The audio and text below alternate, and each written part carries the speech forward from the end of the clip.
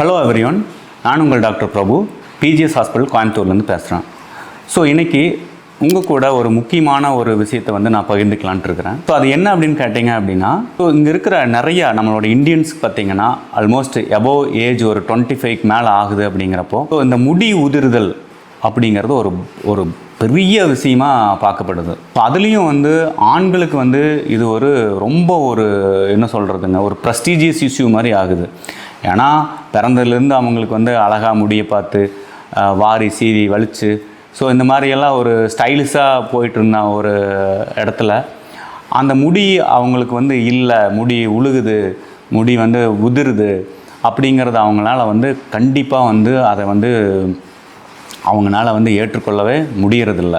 So அதுவும் especially பார்த்திங்கன்னா இளைஞர்களுக்கு, ஈவன் நிறைய இளைஞர்கள் இதனால் அவங்களுக்கு கல்யாணம் ஆகிறதில்ல அப்படிங்கிற மாதிரி பல பிரச்சனைகளோடு அவங்க மன அழுத்தத்துக்கு தள்ளப்படுறாங்கிறது தான் நம்ப முடியாத ஒரு உண்மை. ஸோ இந்த முடி உதிர்வதுக்கு பல காரணங்கள் இருக்குது. மன அழுத்தத்தோடு இருக்கக்கூடிய ஒரு லைஃப் ஸ்டைல் அவங்க லீட் பண்ணலாம். அதே மாதிரி புகைப்பிடித்தல், மது அருந்துதல், ஒரு முறையற்ற வாழ்க்கை முறையை வாழ்ந்துட்டு இருக்கிறவங்களுக்கும் ஸ்ட்ரெஸ்னாலையும் கொஞ்சம் முடி உதிர்தல் ஏர்லியிலாகவே ஸ்டார்ட் ஆகும்.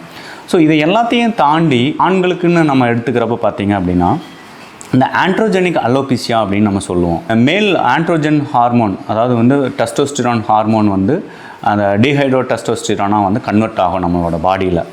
அது ரொம்ப ஆக்டிவாக இருக்கிறப்ப அது என்ன ஆகும் அப்படின்னு கேட்டிங்கன்னா, எஸ்பெஷலி ஸ்கேல்பில் அதனுடைய வீரியம் ரொம்ப ஜாஸ்தியாக இருக்கிறப்போ முடிகள் கொட்ட ஆரம்பிக்கும். ஸோ இதுதான் ஆண்ட்ரோஜெனிக் அலோபீசியா அப்படின்னு சொல்லுவோம். அதாவது இங்கிலீஷில் மேல் பேட்டர்ன் பால்ட்னஸ் அப்படின்னு சொல்லுவோம். ஸோ ஒரு தலையில் பார்த்திங்கன்னா ஃபஸ்ட்டு இந்த 2 கார்னரும் மேலே ஏறும், அப்புறம் அது அப்படியே போயிட்டே இருக்கும். பின் மண்டையில் சென்ட்ரல் போர்ஷனில் க்ரௌனில் சொட்டை உழுக ஆரம்பிக்கும். அதுக்கப்புறம் கொஞ்சம் கொஞ்சமாக இங்கே தின்னிங் ஆகும். அப்புறம் ஒரு 30-35 கிராஸ் ஆகிறப்போ கம்ப்ளீட்டாக பால்னஸ்க்கு போயிடுவாங்க.